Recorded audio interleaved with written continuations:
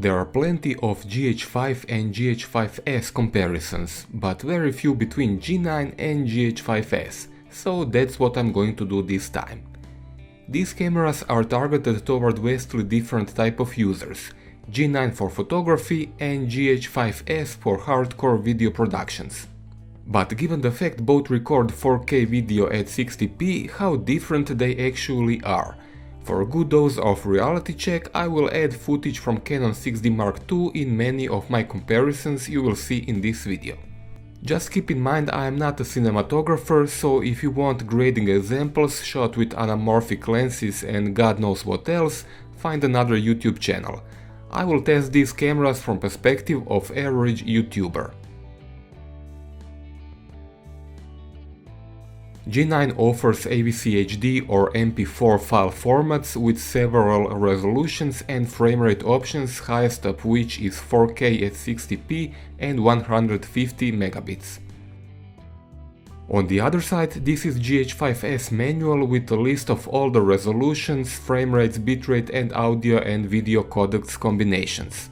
It tops out at 400 megabits, 10-bit and 4x2x2 chroma subsampling. G9 has a record limit, 10 minutes in 4K at 50 or 60p and 29:59 for all other resolution and frame rates. GH5s has no limit in any of the offered resolutions except by memory card size or battery life. GH5s also offers uninterrupted overflow recording on 2 memory cards. You can change cards on the fly and GH5s will keep filling them up without a gap between recordings. G9 cannot do that.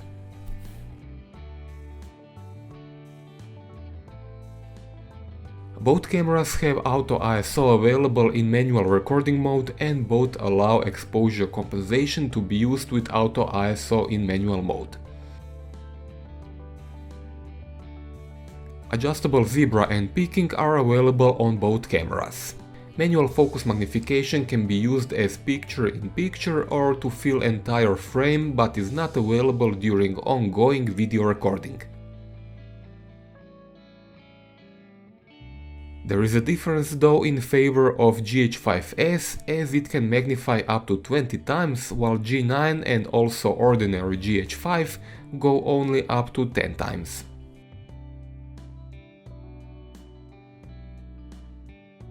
Both cameras offer 3.5mm microphone input and monitoring headphones output. Sound level is adjustable from -12 to +6 decibels in 1 decibel step.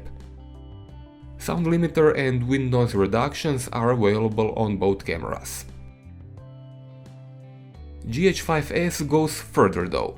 Phantom power for external microphone can be disabled or switched to act as line input. It also supports XLR unit, which I showed you a year ago when I reviewed original GH5.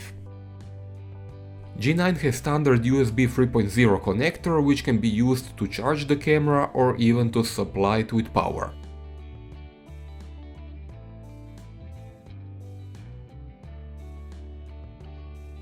GH5s also has USB 3.0 but uses Type-C connector. It cannot be recharged or powered. I tried it and it's not working.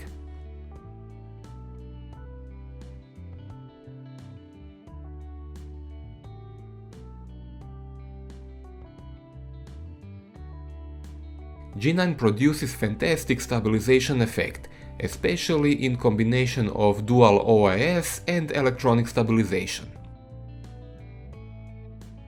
GH5s doesn't have IBIS. Love it or hate it for that, but that's how things stand.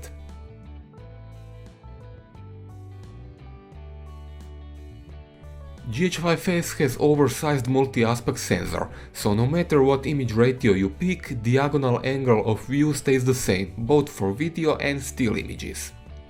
What you see right now is how angle of view changes between UHD and Cinema 4K. It shrinks on vertical but becomes a bit wider on the sides.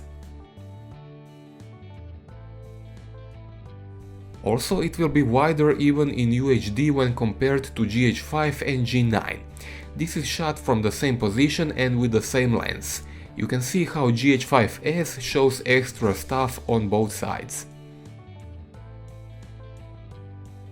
Beside usual picture profiles, GH5s has a few of them more. Most interesting one is Vlog L flat profile, which is loaded by default. You don't need to pay extra to get it like is the case with normal GH5. Here's a quick comparison of these profiles. The flattest profile on G9 is Cinelike D, which is nowhere near Vlog offered by the GH5s. Video quality at low ISO is nothing short of spectacular. So far, this is the best video output I have ever seen from any camera.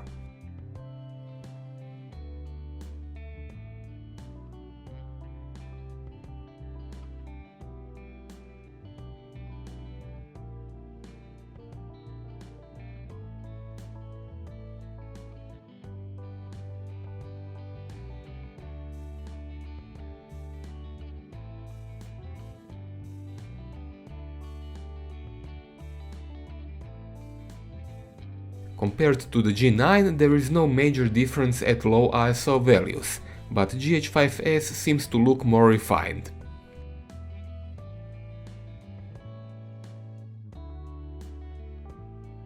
At high ISO, G9 can compete up to maybe ISO 1600. Above that, GH5s is significantly better, not only in terms of noise reduction but also in color fidelity. G9 has highest ISO of ISO 12800 in video mode, and at that value GH5s destroys it completely. That low megapixel sensor really makes a huge difference. 25600 starts to show noise, but with flat profiles and good editing it is usable. 51200 is maybe a bit too much, but still it holds surprisingly well for such a high value. Here are a few street samples to demonstrate the difference in real life.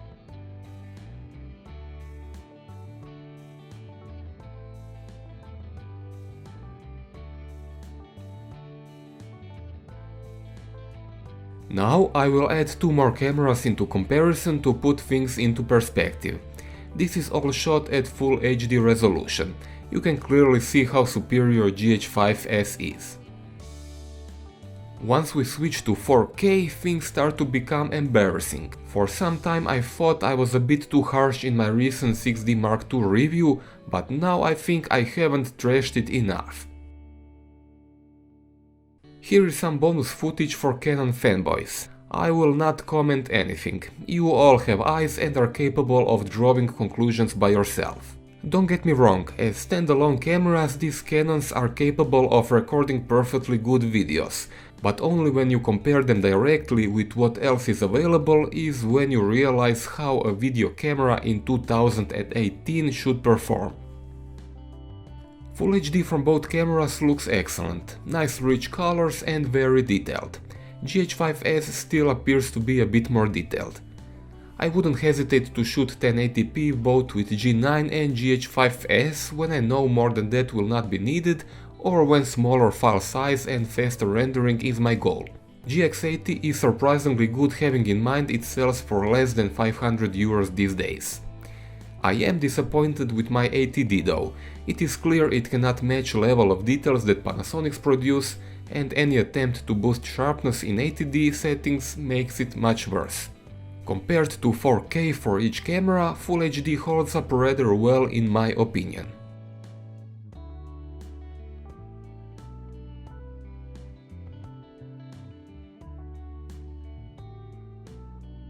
In real life 80D might look to be the sharpest one at the first glance, but actually is nowhere near overall quality delivered by Panasonics.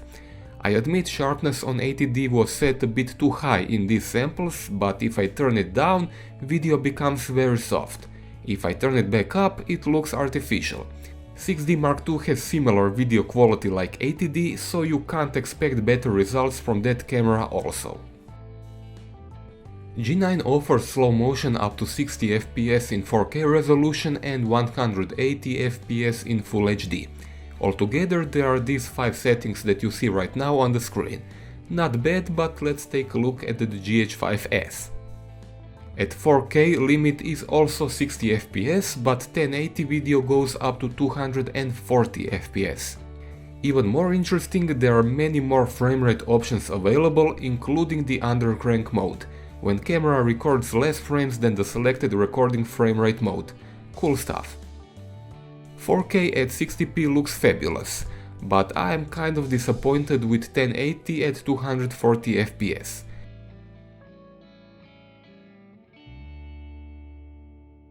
It looks a bit blurry and has some aliasing problems which are obvious in the upper left corner on this sample.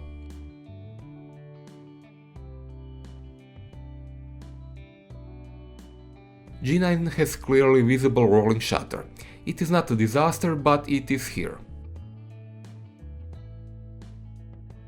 GH5s appears to be better. Rolling shutter still exists, but it is not as strong as the one from G9. G9 has no problem focusing when I move the camera. It takes a second or two, but it works.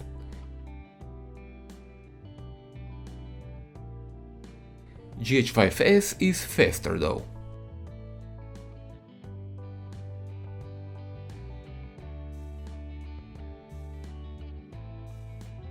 In second test I moved focus point using touch LCD and results are similar.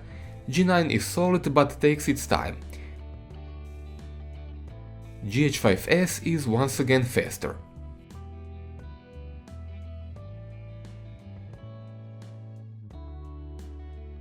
When moving an object in front of the camera, results were the same once again. GH5s really seems to have faster and more decisive focusing.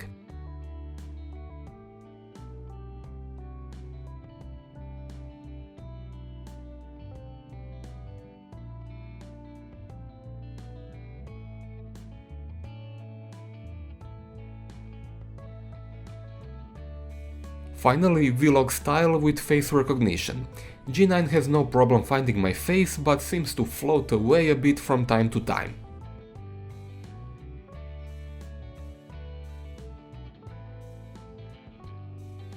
This time GH5s is no better in this regard.